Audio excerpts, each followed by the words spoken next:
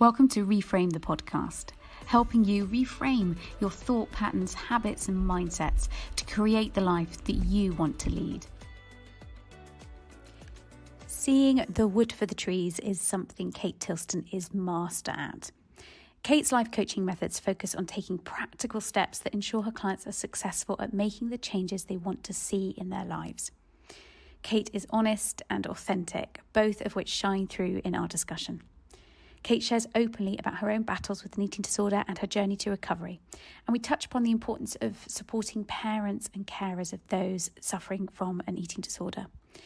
We talk about what it takes to find balance in amongst a hectic life, the power of permission and planning, rest and reconnection. I'm sure you're going to be able to take away something really practical from today's chat. It was a joy to record this with Kate. Morning, Kate, and thank you so much for joining us today on Reframe the podcast. I think a really good place to start, as always, is to ask you to introduce yourself to our listeners and tell them who you are and what it is that you do. Morning, Rose. So I'm Kate Tilston and I'm a practical life coach. I trained probably about 18 years ago now and have been practicing full-time for the last 15 years. And I trained in solution-focused coaching. So all the coaching that I do is very practical. It's about where you are now, where you want to get to, and how you're going to get there. And we create an action plan to help you do that. And what drew you to that form of coaching in particular? I'd be interested to know. My mum would have told you that I was the most horrifically organised child, to the extent that I used to line her toiletries up in size order and colour coordinate them. My friends used to laugh because lipstick matched nails. She said, showing you her nails and her lipstick. And I've just always been somebody that has liked practical solutions. I became a coach when I got made redundant, and it was a situation where I needed practical help to get back out into the workplace. And so I went to see a life coach, and she was great and she helped me move forward. But I really felt that I wanted somebody to be practical with me. And at the end of the coaching with her, she turned around and said to me, have you ever considered becoming a life coach? And I thought, yeah, actually, I really like this. I could do this in a different way. And as I say, 15 years ago, it was a very different kind of life coaching scene, I guess. And so I did my life coaching training and decided that practical life coaching was something that I could do that was different.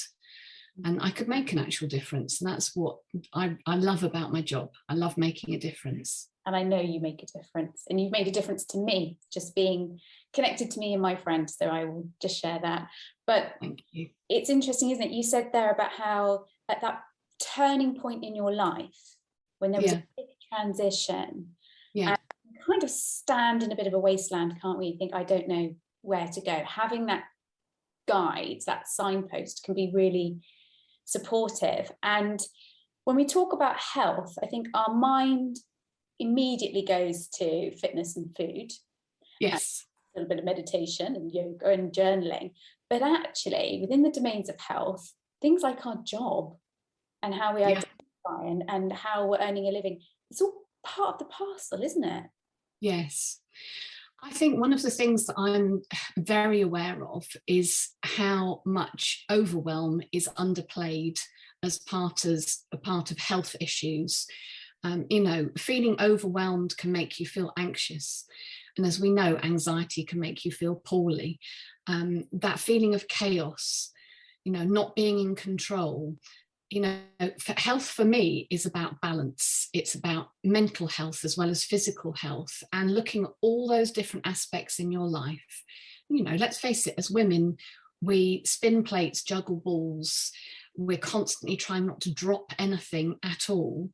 And trying to find balance is really difficult. Lots of life coaches talk about work-life balance. I don't actually believe there is such a thing. I think that it's about finding balance, full stop, for you, your own personal balance. What works for you in your environment, with your family, with your needs, with your job. that to me is a healthy way to live. Because it's difficult when you're kind of sold a story that if you just buy into this, I have the solution for you, follow my step, find nirvana. But actually, it has to start with understanding, the context of our lives and who we are and what we would like our lives to be. Yes. Yeah. Rather than always aspiring as to something that's out there. Talking about aspirations and aspiring, and obviously a lot of the conversations that I have with people on this podcast are centered around our relationship with our physical self, our relationship with food, our relationship with how we look. Obviously the work I do is quite specific in that realm, but in the work that you do, I don't know whether or not it's something you experience, that someone might come to you stressed or worried, but there's always a facet of something around their relationship with wellness, fitness, health, food that kind of comes to the surface. I don't know, do you see it quite often? Every time, Rose. And it can be the client themselves or their concerns about a member of family. I'm getting more and more mums coming to me worried about eating disorders with either their daughters or their sons, and how best to manage it. Their fear of the pressure their children are under through social media and the effect it's having on them. And with my clients themselves, again, the number of people that are scrolling through Facebook saying to me, how does she manage to fit in a morning's meditation and some yoga and then go out for a run in the evening? I can barely get up in the morning and get the children to school. Where am I going wrong? Why am I failing? And that just makes me so sad, because these people are not failing. They are living their lives to the best they possibly can. And yes, they would like to be healthier. They can see the benefits of being healthier, but they just need a bit of help and support of looking at their lives and how that fits into their life, not comparing it. It's this comparison thing, which to me is just rife through whatever age group at the moment. And I think it's a real issue we're all facing. Yeah, absolutely. And social media has a lot to answer for that, because it hides the truth behind these highly curated lives. And when you hear, where am I going wrong? That message that it must be us that's flawed, and therefore, because she is doing this, I am less, or I am failing. And we kind of internalize this sense of an ideal self and then commit everything to that ideal self. And that's where we begin to, as you say, fall into these really negative and damaging patterns of comparison. And as you say, we forget, you don't get to see the nanny behind the scenes. Yes. To make it look easy, you don't get to see that they are highly privileged and they can pay for a food box delivery service, or or all of those rocks that aren't necessarily in that individual's jug, that they just keep to the side and make it look so easy. Yes. And I think the other thing is that a lot of my clients, when they're talking about the effect it's having on their children, it's recognizing that when they're sitting scrolling through social media and they're talking about their peers, their friends, and comparing themselves, we're also setting an example for our children as to their expectations. It's the world. Social media is a window that we get a glimpse of people's lives. It is not the reality. Some of it is, we know that some of it is, and there are the people that are up there that put it all out there, and we know the good days and the bad days they're having. But I think that, as I say, this constant comparison to the people that seem to have it all, that manage it all, that cope with it all, they don't. Nobody does. I've yet to come across anybody, even celebrity clients I've worked with who've got all those things in place. They still haven't got it all. They still crumble and fall at certain hurdles. It's yeah, I think as far as particularly with health and well-being, it's a very dangerous area to start getting into the comparison thing. That whole subject of younger people and their experiences and what they hear and see and absorb, you know, we can throw away the comments without even thinking, can't we? We can, you know, they can feel like nothing as we say them out loud, but they land very heavily on little shoulders. So yeah, bringing our awareness to that, I think, is absolutely fundamental. What was your relationship, if you're comfortable to share it, like growing up with your body, going through your teens and so forth? Yes, so my early teens, just as I hit secondary school, I was okay. I went to an all-girls school, which I hated. It was very, very competitive. And although we didn't have social media, if you weren't a sporty person, and, you know, I was the person that when they're doing the lineup and the captains are choosing, I was always the last person. So, who's going to have Kate? Which did nothing for my confidence at all. I was lucky. I was very privileged in the sense I grew up in a very loving and stable home, but I also grew up in a home where the doors were always open to anyone having a trauma. So we had a whole host of people staying with us, living with us. My dad was a teacher. My mum was a designer. You know, any waif and stray that needed a shoulder or a bed stayed. And it was quite early on that I recognised that there were certain triggers with my parents that if I needed them to pay attention, I potentially needed to have a trauma or a drama, and then I could get them to notice. And I suppose it was about the age of 15 when my eating disorder hit. Now, prior to that, my auntie had stayed with us on several occasions, and she'd had anorexia. And she was somebody that was involved in all sorts of mind-blowing television in the 60s, where she was filmed as part of her journey. So she was very much, almost had celebrity status. But I was fascinated by this as a child. You know, why is my auntie, you know, she's cutting off all the bacon rinds off her bacon. Why is she cutting this off? Why is she doing that? And everyone made a big fuss. So at 15, when I had a very nasty holiday experience where I ended up being molested, in fact, when I came home, I thought, right, nobody's noticed. What can I do? Oh, I could start cutting the bacon rinds off my bacon. Perhaps I mean, the naivety of it is quite incredible. And it escalated from there. Now, I was very lucky. I started losing weight. I was demonstrating to my parents I needed somebody to hear and listen. And because of their experience with my aunt, they listened and saw very quickly. So I was rushed off to our local GP, who was the most magnificent man and was very, very sweet. He also knew that I had a horrendous fear of hospitals. So possibly frowned upon these days, but he basically turned around and said to me, we're either going to get you some help or you need to go into hospital. And of course I was like, no, not go to hospital, not a chance, not in a million years.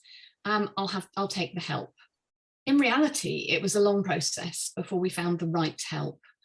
And of course, I then had all the attachment to, I could see how upset it was making my mum and dad. I then felt really guilty. My auntie then felt really guilty because she thought that she had set me up and I'd learnt this behaviour. So then at 15, I'm managing all these adults around me as to how bad they're feeling about my eating disorder, as well as coping with my eating disorder. So yeah, it was a pretty grim time. I look back now at photographs of myself and think, wow, never realised I was that thin. Never got to the hospital stage, but the control thing was massive. You know, the calorie counting, the hiding food, the going out for a meal, taking a big enough handbag to put food into a serviette, into my bag. Yeah, it took over my life, and with the best will in the world. And I say this often, Rose, to my clients, the mums of children with eating disorders. I couldn't have been more loved, Rose. I couldn't have had more support. My parents would have walked over hot coals. This was not about the lack of support they were giving me. This was about, I looked in the mirror, I didn't know how to control my feelings, and the only thing I could do was not eat. That was it. I didn't know what else to control. Thank you for sharing that. Your story resonates very deeply on more than one level. It is exactly that. The eating disorders becomes a coping mechanism. We can literally wear our pain on the outside. It's yes. Communicating. Yeah. Can see how much I'm hurting. Yes. And then a way of managing feelings that feel so big and so overwhelming that yes, it's the, you know, when you're in it, it's very hard to let go of, isn't it? Because it's the only thing you know that you have to help you yes, get through all those really big emotions. Yeah. And it's wonderful to hear that you felt so loved within that, and you had that love through that journey to recovery. And do you credit a certain turning point to recovery for you? Do you remember, or was it, as you say, a kind of a slow burn out of the eating disorder? It was very much a slow burn. There are some significant points where I felt the penny dropped a little. I could, bearing in mind this kind of started at 15, I can remember at 18 sitting in a wine bar with one of my best friends, and we both worked in clothes shops, and we were sitting there having a glass of wine after work, and another friend of ours came in, and she was a big lady. There's no two ways about it. And I'm going to call this lady Sue. And Sue came in, and I turned around and said to my friend, "Oh my goodness, doesn't Sue look amazing?" I said, "She looks fantastic. Doesn't she look gorgeous?" And my friend said, yeah, she does. And she said, "Just out of interest, what size do you think she is?" I said, "Oh, I've no idea." I said, "But I wish I could look like Sue." And she said, "Hang on a minute." And she called Sue over and said, "Sue, would you mind just telling me kind of what size you are?" Bearing in mind at this point, I was probably between a size 6, maybe creeping towards an 8. And Sue said, "Oh, on a good day, I'm an 18. On a bad day, I'm a 20. And I said, "Oh, don't be so stupid." She said, "Well, no, look in the back of my clothes." And I looked in the back of her clothes, and her top said size 18. And I looked at her and I thought, wow, oh my goodness. And I couldn't get over that image. It had to be visual for me, of looking at her, and she was well, she was healthy, she looked beautiful. Those are the only words I could describe. And I wanted to look like Sue. And so there was that penny dropping moment. But I think really it wasn't until working through with the therapist on and off, they have very special techniques, as you know only too well. It's what you do. And a good coach, a good counsellor will bring out those things that make life less fearful. And when I was finally brave enough to turn around and tell my parents what had happened on holiday, to somebody who unfortunately they thought was a family friend and had encouraged back into our house since, thankfully nothing else had happened, but I had the tools. I was given the tools by my counsellor to be able to sit my parents down and say, "This is what happened." And then when they burst into tears, and when then they threw every bit of guilt they had at me, not intentionally, but, "Oh my God, why didn't you tell us? We'd have listened, blah, blah, blah." I was then strong enough to deal with that and be able to go, because I couldn't. And they listened. And at that point, it was like shrugging off that need to control, that fear. So I would say those are the two significant moments for me. There were many more. And, you know, even into my late 20s, there were situations where I would find myself in the supermarket and something would have gone wrong at work and I'd find myself checking the calories. And it's a default mechanism, you know, when I feel stressed, the first thing, and I still at 52 years old can sit there and think, well, perhaps if I lost a couple of pounds, I'd feel a bit better.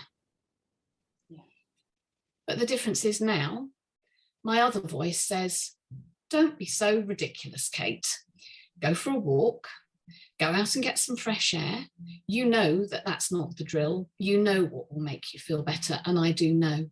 And instead of immersing myself into that whole process again, I can get myself out of it. And for that, I am truly grateful. Yeah, and so am I. And it's wonderful to hear you be able to say that. And as you say, it's that skill building, it's that nurturing of that kind of more compassionate voice and thought processes, because the eating disorder is a voice in itself. Yes. Yes. And, you know, having an ally voice who's there in your corner who can, you know, shrink that other one down. Yeah. But I think, you know, something you've said there that I think is very true. And if for any listeners who, you know, as you say, you're coaching clients who have concerns over their own children, you know, if you can, and part of the problem is accessing the support, isn't it now? Yes. You know, yeah. Under eating disorder services are under so much pressure. But the analogy that was used in my training was, it actually, the framework they taught me was a coaching framework, interestingly, because it is about giving an individual a rucksack. Recovery is a hill. It's a really steep hill. Yeah. And, you know, in times gone by, it was like, well, here's recovery. Start walking. Yeah. And but actually, it's about giving them the rucksack and putting the tools in the rucksack. Yes. So that, you know, rocky bit of terrain, problem solving, need to go out for a meal with the family. What can we do that's going to make you feel safe and be able to manage it? And all of those tiny little incremental steps that help us get to where you and I are now, which is full recovery. Yes. If there's any message I'd like to leave anyone with today, is that it is possible. Yes, I totally agree. And I also think, you know, what you've touched on there, Rose, is for any of your listeners that are parents that are concerned about children, it's okay for you to need help too, to navigate this recovery journey. This isn't just about the patient, for want of a better word. This is, if you have tools in your rucksack that you can then pass over as they're climbing up that hill, you know, you're the person that stood behind them, giving them just a gentle shove. But it's not, there's nothing wrong with saying, help, I don't know how to deal with this. Help, what do I do when we're heading towards Christmas? Do I put food on the table? Do I not put food on the table? Do I make them sit down with the rest of the family? Do I not make them sit down? How on earth can you possibly know how to navigate that if you haven't experienced it yourself? You can't. It's not your fault. You're not doing anything wrong. You're not being a bad parent. You know, just the fact that you're asking these questions makes you a wonderful parent, actually, and hugely supportive. Well done. You know, go and get some help. Absolutely. Learn how to navigate with them. You know, when we go back to health in its more general sense, yes, how or what do you consider the relationship between taking care of our health? And I know you touched upon it earlier and said, you know, it's the domains of mental health and physical well-being. Yeah. But how does attending to those things help us lead that fulfilling life that we think we should be doing? Yeah. You know, and help us understand what that actually feels like. How do they benefit each other? You know, how does it all come together? I think that's a really good question. I think that, again, there's a lot of emphasis on the word self-care, or the words self-care, and it's bandied around a lot. And, you know, what does that mean? What does self-care look like? Again, it's not necessarily a day at a health spa. And yeah, who wouldn't love a day at a health spa? Who can afford a day at a health spa? Who's got time for a day at a health spa? If you've got time for a day at a health spa and you can afford it, great. But self-care for me is all those little tiny things that make up your day. And where I start with clients is actually giving yourself permission to look after you. As coaches, we use that analogy so many times that I suspect it becomes boring. But, when you're sat there doing the safety display, listening to the safety display, I should say, on an aeroplane, and they tell you that when the oxygen mask comes down, put your own oxygen mask on first before you help any others. As women, we are so bad at doing that. And I find as a coach, so many of my clients come to me saying, yes, but I need to get the children. Yes, but my husband needs. Yes, but my mum needs me too. And so I kind of start from a place of, okay, let's look at your week. What tiny, tiny things can you change in your life for a little bit of self-care? And that perhaps really even reword that. So is it having a cup of tea, getting up half an hour earlier and having a cup of tea sat on the step with nobody else around before the kids get up, before you have to transport into mummy mode? Is it at lunchtime having a quick sandwich and then walking around the block just to have a bit of fresh air and clear your head? It doesn't have to be a yoga class, going to the gym, doing a 10K run. It's those little tiny things. And if you can start with those bite-sized chunks of self-care and encourage them to be in your weekly routine, you can build on that. But we all start from this place of, I don't have enough hours in the day. How am I going to do this? And the impact I see when people put these tiny things in place, they're not tiny, they're big. They're little things that have a big impact, whether it's the cup of tea, whether it's the walk at lunchtime, whether it's sitting down and reading a book for half an hour just to escape. Again, clients say to me, oh, well, I can't afford to sit in the bath with candles going and rose petals for an hour. I don't have time to do that. So don't. Have a really hot, invigorating shower with a really delicious moisturizing shower gel that smells wonderful, that you come out and you think, oh yeah, I feel a bit better now. It's those little things that create the balance. And I'm all about finding that balance, the soul soothers, the little things that make a difference, These micro moments. It is micro moments. Micro little resets. Yeah. You said there that I think I also hear a lot in my own work is around permission and feeling guilty. Even if someone sits down with a cup of tea and suddenly they see out the corner of their eye, there's some dust under the chair over there. There's this compulsion, there's this guilt that, oh, I should be, I need to be productive. And I think that's, I don't know if you'd agree, but is very much tied into self-worth. Yes. And it's interesting, isn't it? I know that the old saying, we only take care of the things that we value. Yeah. And I don't know about you, but in my experience with clients, sometimes they're incredibly uncomfortable with self-care steps. Smallest ones. Yes. They can find it difficult to act on them, and we'll come back to that later, and there'll be lots of excuses as to why. And actually underlying that is, as you say, I have difficulty giving myself permission because actually, where am I in the mix? Yes. I don't know if you agree. I tend to see a cycle. Once we can begin to broker these small, tiny steps, and the more they attend their own self-care, then that little vessel of self-worth gets a little bit bigger. And as it's a little bit bigger, it's easier to make that window of time that bit bigger. Suddenly these acts of self-care become non-negotiable because actually I am worthy of.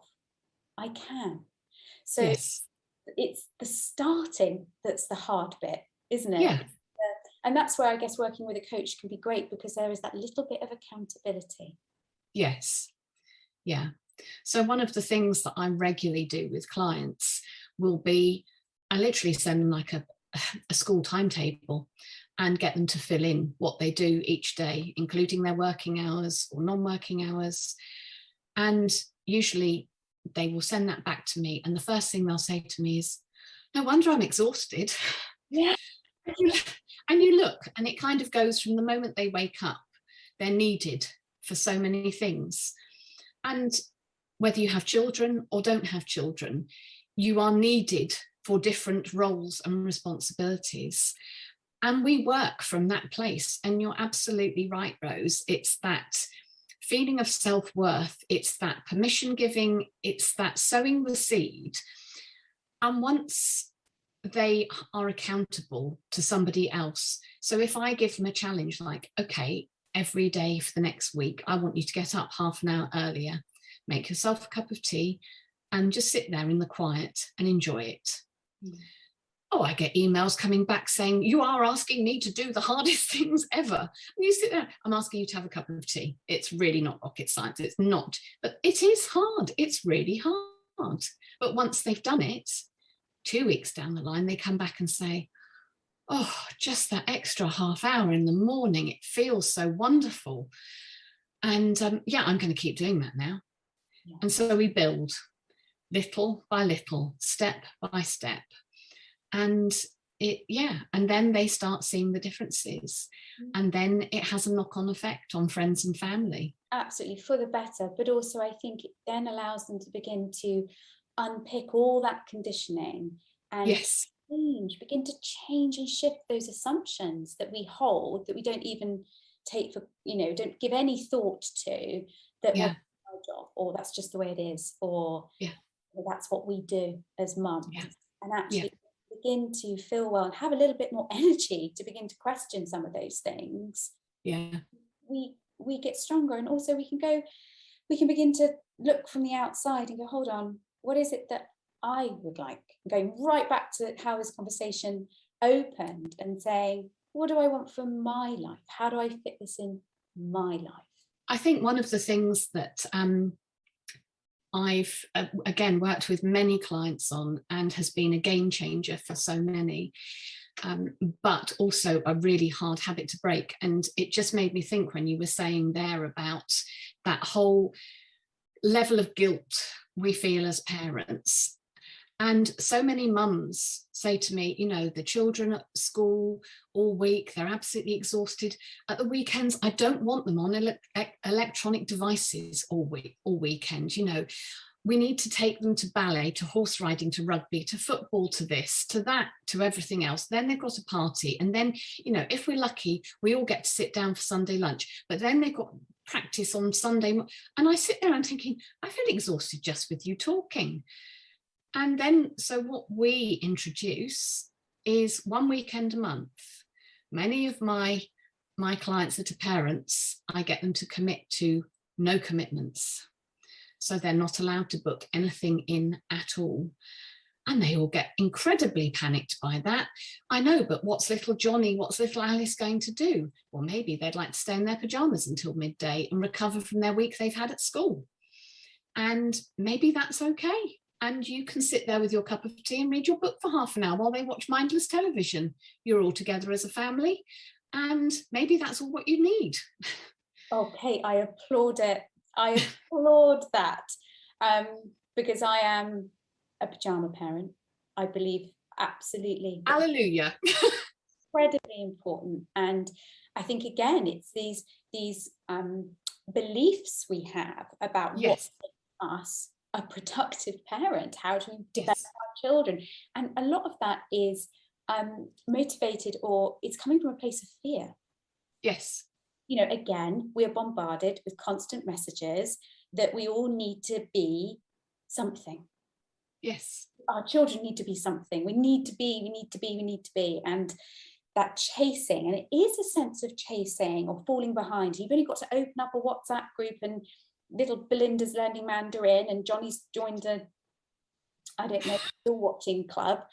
And suddenly comparison, going straight back to comparison, but even comparing how we're viewed as parents through how well-rounded our children are. But actually, let's think back. I mean, gosh, my parents, I spent Sundays rearranging my bedroom because there wasn't anything else going on, and trying to record the top 10 on my I think we turned out okay. I think we really did. And I just, again, we talk about health and well-being. It's an opportunity to be together, to notice things. We need time to stop and not be rushing from A to B to C to D. One of the reasons my parents picked up so quickly on my eating disorder was that they could see, they put that time in. We weren't occupied 24/7. We had to create our own fun. We had to create our own things to do. They were both working parents, but there wasn't this need to be constantly doing. And I think that time at home is crucial, to be able to just observe, see where the balance lies within the family. Okay, mum's really tired.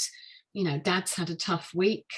The children have had a tough week. That build up to half term, particularly this winter term, where children are on their knees by half term, just take some time out. No child is going to ever bemoan the fact that they've stayed at home for a weekend and played with their things and just been with mum, dad, grandparents, whoever. Rest and reconnection. Yeah.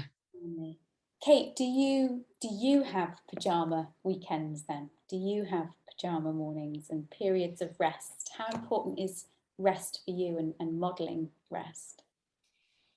Yes, it's really important to me. I also think there's a whole realm of freelancers out there. Again, clients I've worked with, myself, you and I have talked about this, Rose, in our chats, of that guilt thing of, I need to be sat at my desk at 9 o'clock in the morning checking my emails. I need to be not logging off until 5 o'clock. I need to be available for any work that might come my way. That's what I do. And particularly whilst you're building your business, and it's very easy to then, do you know what, I'll just write that blog after the children have gone to bed, or I'll just, I've said that I'll answer those questions for that journalist. I'll just write those up. Oh, yeah, I know it's 9 o'clock at night, but I'll just get that done. And I've learned that is really unhealthy behavior for me, particularly. That doesn't work for me. And it's that guilt thing again. It's that the throwaway comment by the well-meaning friend. Oh, you're out walking the dog, lucky you. Oh, glad you got an afternoon out in the sunshine while I was slaving away at my desk. And I think, do you know what? And I don't get holiday pay and I don't get sick pay. And actually, you have no idea what hours I do. But do you know what? I've taken a gamble, and the risk is that I don't get any of those things that get tied in with a real job, as I'm also told I don't have. And so when I want to walk my dog in the sunshine because a client has had to reschedule or I've got a free afternoon, I'm going to. Because what it means is when I talk to my clients tomorrow, I'm re-energized and I can listen to whatever they need to talk about, and I'm going to be there for them, and I can switch on and guarantee them 100% of me. So in answer to your question, Rose, I actually have a paper diary, which if I've got a really busy week at work with lots of clients, I will cross out certain amounts of time where I can take my dog for a walk. If I'm working late one evening, I will start late the next day. And I make sure that my life is balanced like that. And if I'm coaching, I do 2 Saturdays a month. And if I'm coaching on a Saturday, I have another day off in the week. where I don't look at my computer, I unplug, I read my books, I go for walks, I do anything that's non-coachy, because, you know, it's, I have to be the best version of me when I turn up to work. I owe it to all the people that have put their trust in me. And so I have, you know, if I'm going to talk the talk, I've got to walk the walk. And sometimes I fall over and I don't manage to do that. And then I notice the difference. Yeah, absolutely. And it is being congruent. Yes. Because without it, we can't do the work we do. But it's also understanding that the work that we do is exhausting, and you have to be able to hold space. You need to be able to hold yourself. And yeah, I absolutely agree. And that the words you used when you were describing the when we can have boundaries that become a little bit too fluid, for want of a better word. And as you say, it is, you know, it's feast or famine when you're freelancing. So it's really, really difficult. It's very difficult. Yeah. But the I'll just, I put in the same camp as I should, I must, or I ought to. Yeah. And when we've got way too many of those on the scales and not enough I want, then you know, we're tipping the wrong way, aren't we? Yeah. Yeah. On that note, then, I mean, you know, what 3 very simple things do you think someone could take away today with all, you know, everything we've discussed in mind? What kind of 3 actions could they put into motion to support themselves today in a very practical, solution-focused way? Do you know what the first one would be? Give yourself permission to plan. You know, we all love this idea of being completely spontaneous, and, you know, I want to have spontaneity in my life. Well, unfortunately, as you get older and you have responsibilities, you have to plan spontaneity. So you have to create the space where you have that free weekend, which when you suddenly think, oh, it's a beautiful sunny day, oh great, we've got no commitments, we can all get in the car with a picnic and go to the beach, or we can all go and visit somebody that we haven't seen for ages. Let's just be spontaneous. But you have to plan for that moment. And it starts with that permission. So it's giving yourself permission to plan. It's realizing that you are a grown-up, you do have responsibilities, and planning your life will remove some of the chaos. It will remove the overwhelm. So I would say that's the first point. I would say the second point would then be to put in place practices that make your life easier. And again, this isn't about what your best friend does. It's not about what you read in the media, what you look at on social media. This is actually sitting down on a Sunday and meal planning during my working week makes my life easier. And if we're going to eat really boring things Monday to Friday, and it's the same repetitive thing every week, but that means I'm less stressed. That means the children then are less stressed because I know what I'm doing. Great, do it. Whatever makes your life easier. And follow through on those practices. And, you know, if you meal plan and it is the same meals week in, week out, once a month, change it all up again. Put it in your diary, flag it up. The first Sunday of every month, I'm going to do a new meal plan. But I promise it will make life easier. And I think I would really recommend one weekend a month, having no commitments. And I appreciate that children and other people, adults, are tied into clubs that perhaps they've paid for. But next time, before you say yes to that, just think about what you're saying no to. And that might be a lie-in. It might be some time at home.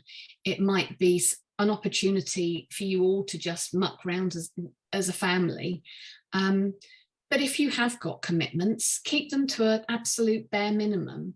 And then once Saturday morning's out the way, just have downtime and keep it free, because it will make such a difference to your life. And I think if you can follow through on those practical things, you'll start to notice some changes. It won't happen overnight, they never do, but it will make a difference. My 3 takeaways from everything you've said, and I love that phrase, permission to plan. You're absolutely right. It's part of adulting, is to make that space. Good enough is enough. When it meal planners, if you have jacket potatoes on a Thursday, you have jacket potatoes on a Thursday. Good enough. And I love what you said there about, before you say yes, ask yourself, what are you saying no to? Yeah. If we filter all our decisions through that, we'd probably make some different ones. Yeah. You know, it's that friend phoning saying, you know, oh, what are you doing? We all get caught up in this instant response because email and things, everything is so instant these days. Somebody's texted me, I need to reply now. And I often say to clients, you know, again, Rose, you and I have talked about when we were growing up, but when we were growing up, you'd have had to either ask a parent, or you'd had to say, do you know what, I'll go and look at my paper diary and I'll let you know whether I'm around on Saturday. You can still do that. Just because they've texted you, you don't have to reply instantly. Or if somebody phones you, turn around and say, do you know what, I just need to check a few things, and go back to them with, really sorry, can't do that weekend, would love to catch up, throw across some other dates and we'll see what we can do. No more complicated than that. And the final question I'd love to ask you, Kate, I ask everybody is, well, my brother likes to ask the question, if you had a billboard by the side of the M25, what would your billboard say? To position it, if you were stood on top of a mountain and everyone was below you, what would you say? But in other words, what one message would you want to leave everybody with? I've thought about this a lot, and I think the pandemic has really illustrated this to me even more so. And I was very lucky because I grew up with this mentality around me. And I would say I would want to stand on top of a mountain and say, the smallest, kindest gesture can make the greatest difference. Yeah. I think that's lovely. And it's if we all set that intention every day, the world would be a very different place. And I love to think that you grew up with that. Yes, I did. Thank you. It's and you know, it's the small gestures, it's the small things, it's the listening to the person. Lots of listening. You can make a big difference. And I think that's a lovely point to leave our chat on. And I just want to thank you for so much, well, both your honesty and your wisdom today. It's been incredibly valuable. Thank you, Kate. Thank you, Rose. It's been a huge pleasure. Thank you for tuning in, and we hope you're able to take something of value away from today's episode. Perhaps one small action you can put into practice today. If you are enjoying Reframe, then please do subscribe and rate the podcast, as this helps us reach more lovely listeners. As always, here at Reframe Club, we are rooting for you.